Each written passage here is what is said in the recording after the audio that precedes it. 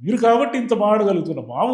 మామూలు వాళ్ళు ఎవరైనా వస్తే ఏముంది, ఆ సినిమా అయింది, ఈ సినిమా అయింది, ఎడిటింగ్ ఎలా చేస్తారు, ఫోటోలు ఎలా, అది కెమెరామెన్లతో ఎలా డీల్ చేస్తారు, ఏదో ఒకటి ఇన్ని క్వశ్చన్స్ అడిగారు సార్. నా సినిమా ప్రమోషన్ కోసం నేను మీ దగ్గరికి వస్తే నా సినిమా గురించి ఒక క్వశ్చన్ మీరు ఇప్పుడు రేజర్ అనే సినిమా, రేజర్ ఎస్ వస్తా ఉంది. ట్రైలర్ చూస్తే చూసారా? ట్రైలర్ చూసాను చూడకుండా ఫుల్ యాక్షన్ హింస, వైలెన్స్, అంటే మన హాలీవుడ్ సినిమాల స్టైల్లో ఉంది అది. ఎస్ హింస. అతను మీరు ఎవరు అంటే కూడా డాగ్స్కి డాగ్ గ్రూమర్ అండి. గ్రూమర్, కుక్కలకి ఇంటికి వచ్చి వ్యాన్ వేసుకొచ్చి కుక్కలకి స్నానం చేస్తారు. ఇప్పుడు హైదరాబాద్ కూడా వచ్చేసింది ఆ కల్చర్. చాలా ఉన్నాయి సార్, చాలా ఉన్నాయి. డాగ్ గ్రూమింగ్ వ్యాన్స్ చాలా ఉన్నాయి. పెద్ద సర్వీస్, పెద్ద ఇండస్ట్రీ అది. నేను అక్కడ మా అబ్బాయి యూఎస్లో ఉంటే అక్కడ చూశాను. ఇక్కడ కూడా మన సందులోకి వచ్చి వ్యాన్ పెడతారు, మనం కుక్కని తీసుకొచ్చి హ్యాండ్ ఓవర్ చేస్తే గ్రూమింగ్ చేసేసి ఇచ్చేస్తారు. అసలు ఏంటి సార్ ఆ సినిమా? మొత్తం అమ్మాయి చిన్న పాపకి మీకు మీరు కథ చెప్పమని అడుగుతున్నారు. నేను చెప్పను కదా, స్పాయిలర్ అవుతుంది. కథ ఎట్లా అడుగుతాను? అంత హింస ఉంది ఆ సినిమాలో. అసలు ఏమిటి ఆ మోటివ్ ఏంది ఆ సినిమా? అదే కథ అడుగుతున్నారు. కథను అడగడం అంటే ఒక పెద్ద గొడ్డలి లాంటిది ఏదో తీసుకున్నారు, కసకసం సౌండ్ వచ్చింది. It's an action thriller. Sound and blood కనిపిస్తుంది ఆ సినిమాలో. It's an action thriller.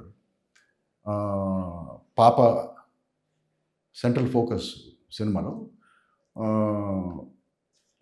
చాలా గ్రిప్పింగ్ నేరేటివ్ అది.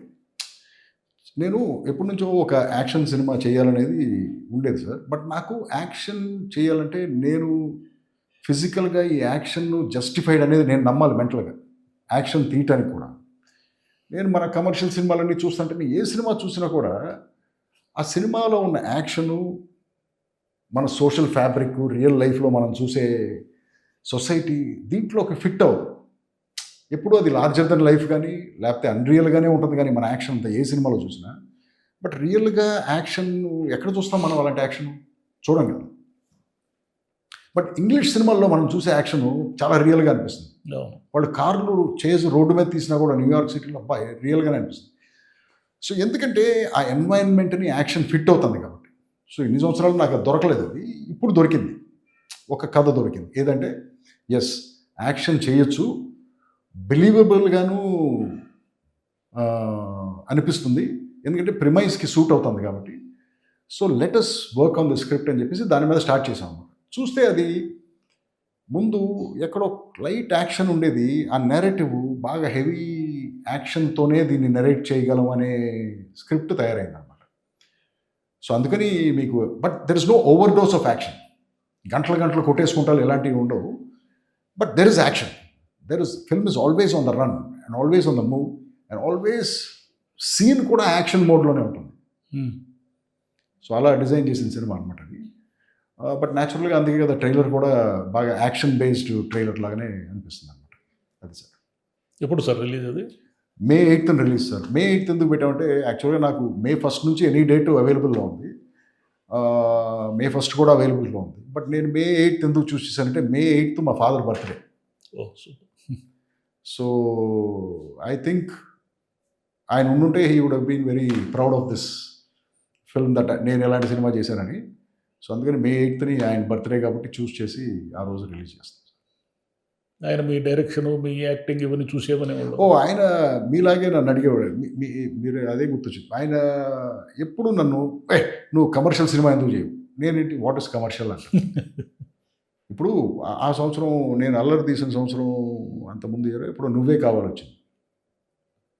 ఇలా కన్విన్స్ చేసేవాడిని ఆయన్ని. కమర్షియల్ అంటే ఏంటి డాడీ అని. బా మాసు జనం వీళ్ళందరూ కమర్షియల్ అది. నీకు కూడా తెలుసా డాడీ, అన్నిటికంటే ఎక్కువ వాచ్డ్ సినిమా ఈ సంవత్సరం ఏదో తెలుసా అన్న. ఏదన్నా ఓ చిన్న లవ్ స్టోరీ డాడీ, నువ్వే కావాలనేది.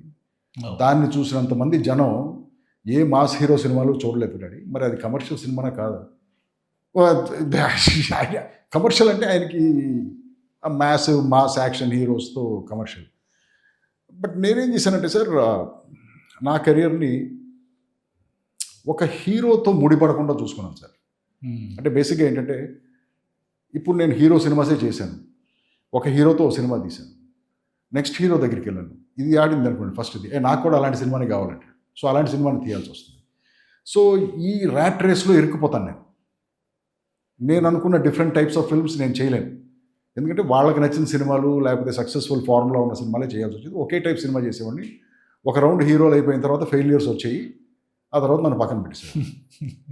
చాలామందికి జరిగింది ఇది. సో నేను ఇది ఫస్టే ఊహించి నేను ఇలాంటి ర్యాట్ రేస్లో ఉండాలనుకోలేదు. నేను డిఫరెంట్ కైండ్స్ ఆఫ్ ఫిల్మ్స్ చేయాలనుకున్నాను నా కెరీర్లో. హిట్ అవ్వచ్చు, ఫ్లాప్ అవ్వచ్చు, what ever, but I want to make films in all kinds of genres. I have so many stories to tell అని చెప్పేసి నేను ఈ రూట్ చూస్ చేసాను. బట్ ఇది కరెక్టో కాదో నాకు తెలియదు. బట్ 24 ఏళ్ళు అయిపోయినాయి, చాలా సినిమాలు చూసాను. బట్